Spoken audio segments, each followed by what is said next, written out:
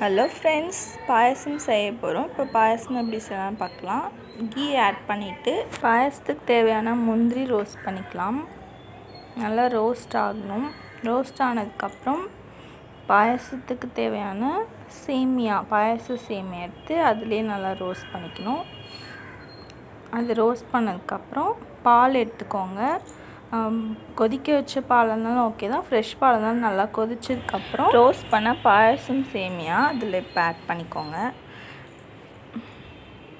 சேமியா ஆட் பண்ணதுக்கப்புறம் நல்லா மிக்ஸ் பண்ணிகிட்டே இருக்கணும்.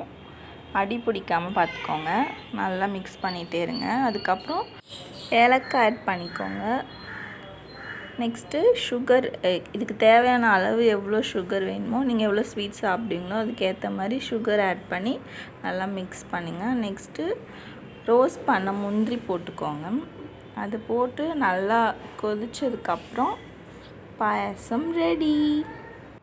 நீங்களும் உங்கள் வீட்டில் ட்ரை பண்ணி பாருங்கள். இந்த வீடியோ பிடிச்சதுன்னா லைக் பண்ணுங்கள், கமெண்ட் பண்ணுங்கள், ஷேர் பண்ணுங்கள், சப்ஸ்கிரைப் பண்ணுங்கள். நெக்ஸ்ட் வீடியோ பெட்டராக கொடுக்க ட்ரை பண்ணுறேன். தேங்க்ஸ் ஃபார் வாட்சிங். நெக்ஸ்ட் வீடியோவில் பார்க்கலாம்.